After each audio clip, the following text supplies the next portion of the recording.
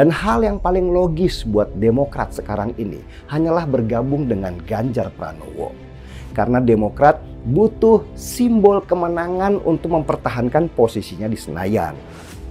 Misi balas dendam AHY ke Anies, ramalan Denny Siregar, tanda-tanda AHY merapat ke Ganjar, kader Demokrat lantang pilih dukung Ganjar, siap perang lawan Nasdem. Ditulis oleh tim redaksi jurnal dari berbagai sumber. Pak Ganjar semakin terbuka dan kami mengajak Demokrat dan PKS juga dengan Ganjar dengan kan di situ mau kemana lagi? Oh, hanya seperti itu kualitas elit dari Partai Demokrat yang mudah sekali dikhianati, disliding, ditekel, dibohongi. Padahal di situ ada mantan presiden. Dan rakyat Indonesia bisa mengerti siapa itu Surya Paloh, siapa itu Anies Baswedan. Nah, halo, kembali berjumpa dengan Helmi Thohir di channel Jurnal 45. Pegiat media sosial Denny Siregar ikut menanggapi kabar perihal bakal capres Anies yang disebut telah khianati Ketua Umum Partai Demokrat AHY lantaran memilih Caimin sebagai cawapres. Denny Siregar pun memprediksi Partai Demokrat akan keluar dari KPP yang mengusung Anies di Pilpres 2024 mendatang. Menurut Denny, apabila Demokrat keluar dan koalisi parpol di KPP hanya tinggal Nasdem dan PKB, maka suara kedua partai itu tak cukup untuk mengusung Anies Baswedan sebagai capres di pemilu. Ia pun memprediksi jika Partai Demokrat keluar dari koalisi pengusung Anies itu, maka kemungkinan parpol pimpinan AHY tersebut akan bergabung di koalisi pengusung capres Ganjar Pranowo. Sementara PKS yang juga tergabung di KPP, kata Denny kemungkinan juga bakal keluar dari koalisi itu dan bergabung dengan koalisi Gerindra untuk mendukung capres Prabowo Subianto. Drama politik menjelang Pilpres 2024 semakin seru. Setelah deklarasi duet Anies dan Muhaimin Iskandar sebagai pasangan capres-cawapres yang diusung oleh Nasdem dan PKB, Partai Demokrat merasa dikhianati dan mengundurkan diri dari KPP. Lalu bagaimana nasib partai besutan SBY ini? Apakah akan bergabung dengan kubu Ganjar Pranowo atau Prabowo Subianto? Sebagaimana fakta-fakta yang terjadi di lapangan sendiri, Partai Demokrat mengumumkan pengunduran dirinya dari KPP pada Jumat 1 September 2023 setelah merasa dikhianati oleh Nasdem yang secara sepihak menunjuk Caimin sebagai cawapres Anies. Padahal sebelumnya sudah ada kesepakatan antara Demokrat, Nasdem, dan PKS untuk mendeklarasikan AHY sebagai cawapres Anies pada awal September. Usai resmi mencabut dukungan ke bakal calon Presiden Anies dan Partai Nasdem di Koalisi Perubahan untuk Perbaikan, DPP Demokrat Banten mendesak partai besutan SBY itu bergabung dengan Koalisi Ganjar di Pilpres 2024. Kepala Bakomstrada Demokrat Banten, Roman Setiawan mengatakan bergabungnya partai yang kini dipimpin AHY Koalisi Ganjar yang diisi PDIP dan PPP merupakan salah satu pilihan realistis saat ini untuk pemilu 2024. Bakomstrada DPD Demokrat Banten mendesak agar Demokrat berkoalisi dengan PDI Perjuangan. Ujarnya melalui pesan singkat Senin 4 September 2023. Rohman juga berharap jejak masa lalu antara SBY dan Ketua Umum PDIP Megawati sudah seharusnya dieratkan. Terlebih hubungan antara AHY dan Puan belakangan semakin dekat. Koalisi antara PDI dengan Demokrat akan menjadi langkah baik, menyatukan dua partai politik yang selama ini dianggap selalu berseberangan. Anggapan itu sebenarnya sudah mulai terkikis dengan pertemuan Puan Maharani dengan AHY beberapa waktu lalu, kata Rohman. Ia juga menambahkan, Demokrat yang mengusung perubahan untuk perbaikan tidak bisa disimpulkan tak bisa berkoalisi dengan partai di dalam pemerintahan Jokowi. Akan tetapi MTPD SBY mengatakan bahwa ada seorang menteri aktif dari kabinet Jokowi yang mengajak Demokrat untuk membentuk koalisi baru bersama PKS dan PPP. Namun SBY tidak menyebut nama menteri tersebut dan mengatakan bahwa tawaran itu sudah diketahui oleh Pak Lurah. Kendati demikian, PDIP dan Gerindra mempersilahkan Demokrat untuk bergabung dengan koalisi mereka yang masing-masing mengusung Ganjar dan Prabowo sebagai capres. Namun Demokrat belum menentukan arah politiknya dan masih memerlukan waktu untuk mengevaluasi kondisi eksternal dan internal dari masing-masing koalisi. PKS yang juga merupakan anggota KPP belum memberikan dukungan resmi kepada duet Anies Caimin.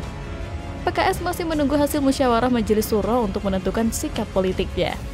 Sebelumnya diberitakan bahwa Direktur Eksekutif Indikator Politik Indonesia Burhanuddin Muhtadi menilai Partai Demokrat lebih berpotensi untuk bergabung dengan koalisi Prabowo usai menarik dukungan dari Anies Baswedan. Partai Demokrat sesungguhnya memiliki dua pilihan setelah mundur dari KPP, yakni bergabung dengan gerbong pengusung Prabowo atau Ganjar. Namun, Burhanuddin menilai potensi Demokrat merapat ke Ganjar lebih kecil, mengingat riwayat hubungan Susilo Bambang Yudhoyono dengan Megawati Soekarno Putri.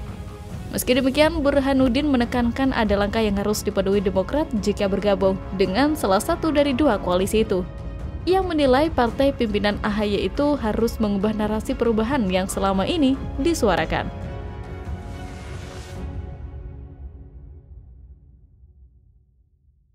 Anies Baswedan, menurut Profesor Romli, sudah melanggar undang-undang penyalahgunaan wewenang. Dan sejak awal, Anies sudah membebankan kegiatan Formula E itu pakai uang APBD. Padahal nggak ada perencanaan sebelumnya. PKS serang Heru Budi soal Formula E 2023, rugi ratusan miliar. Loh, bukannya dari era Anies sudah rugi? Gitu kok dulu bilang untung, malah buntung. Ditulis oleh tim redaksi jurnal dari berbagai sumber. KPK misalnya udah menelisik masuk menguliti proyek Formula E ini karena memang banyak banget kejanggalannya. Sementara keuntungannya secuil, untung belum tentu, buntung sudah menanti. Kalau ini nggak nyangkut duit rakyat sih, ya bodoh amat lah. Bodoh amat ya, ngapain pusing-pusing urusan seperti itu. Tapi karena ada uang rakyat yang digunakan sejak awal, yang jumlahnya tuh 1,5 triliun. Dan itu entah kemana. Jadi wajib kita plototin ini barang. Halo, kembali berjumpa dengan Helmi Thohir di channel Jurnal 45.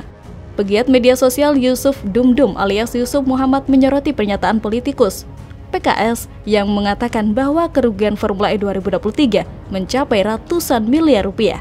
Yusuf pun menyindir dengan melontarkan pertanyaan terkait Formula E yang diklaim rugi. Bahkan, Yusuf menyinggung jika PKS salah data karena mengatakan Formula E rugi mencapai ratusan miliar. Ketidakpercayaan Yusuf tersebut karena ada klaim dari pihak yang menurutnya geng sebelah justru menyebut jika Formula E itu meraup keuntungan sampai triliunan.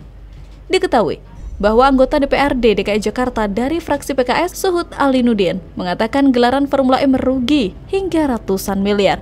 Itu karena pengeluaran ajang itu mencapai 129 miliar. Sementara pendapatannya hanya sekitar 25 miliar. Hal ini tentu sangat bertolak belakang dengan klaim pihak Anies beberapa waktu yang lalu. Dari pihak Anies mengklaim Formula E akan tetap menguntungkan Pemprov DKI Jakarta secara ekonomi. Jika merujuk studi dampak ekonomi yang tercantum dalam PMD PT Jakarta Propertindo TA 2020 kepada Pemprov DKI Jakarta pada bulan September 2019, disebutkan kurang lebih keuntungan ekonomi dari Formula E tahun 2022 hingga tahun 2024 sebesar 1,567 triliun. Jadi siapa yang benar nih? Anies atau PKS? Jika dilihat klaim Formula E untung triliunan itu tidak benar. Dan pernyataan PKS soal Formula E rugi di era Heru Budi hanya sebagai pihak oposisi yang sengaja menyerang Pemprov DKI. Padahal di era Anies, Formula E disebut menderita kerugian hingga 1,9 triliun dalam 4 tahun terakhir penyelenggaraannya. Tapi Anies dengan PD-nya bikin kontrak sampai 5 tahun, melebihi masa jabatannya sendiri. Bahkan Anies tidak malu mengakui bahwa dalam 3 tahun pertama gelaran Formula E Jakarta akan mengalami kerugian. Iya, rugi di rakyat dong. Kan uangnya dari APBD, Anies mana merasa rugi kan? Bahkan di dalam studi kelayakan pertama yang dibuat oleh Jakpro, Formula E disebut untung oleh Jakpro. Namun sesudah diaudit oleh BPK ketahuan bahwa Jakpro tidak memasukkan komitmen fee sebagai biaya. Tapi melihat hal ini PKS malah diam. Di mana PKS pada waktu itu? Sibuk jilatin Anies ya? Sekarang kerugian belum terbukti, PKS malah kowar-kowar minta diaudit. Hanya PKS yang ngotot dan memaksa memuji membabi buta. Anies dibilang banyak prestasi lah. Sekarang secara tidak sadar PKS menyiratkan Anies tidak becus. PKS secara tidak langsung menyindir Anies tidak sanggup menyelesaikan masalah di DKI. Tapi di sisi lain meminta PJ Gubernur DKI menangani masalah itu dalam waktu singkat. Dikira PJ Gubernur DKI menjabat sampai 5 tahun. Anies saja 5 tahun tak bisa apa-apa. Normalisasi dihentikan, naturalisasi tidak dikerjakan. Banyak janji kampanye yang isinya kosong dan bohong. Tapi PKS tidak pernah ribut soal ini. Kalau ada partai yang paling tidak bisa dipercaya, maka PKS jawabannya. PKS membuktikan bahwa Anies tidak mampu, sehingga memberikan target kepada Heru yang bahkan masih belum menjabat. Begitulah contoh politik tak jelas yang dipertontonkan oleh PKS. 5 tahun diam saja malah memuji orang yang tak layak dipuji. Bapak Anies yang terhormat hanyalah gubernur yang kebetulan beruntung, karena didukung komplotan dungu penjual agama yang tinggal di Jakarta, yang mana seharusnya dihuni oleh penduduk yang memiliki kemampuan menggunakan akal sehat. Jadi bagaimana menurut Anda?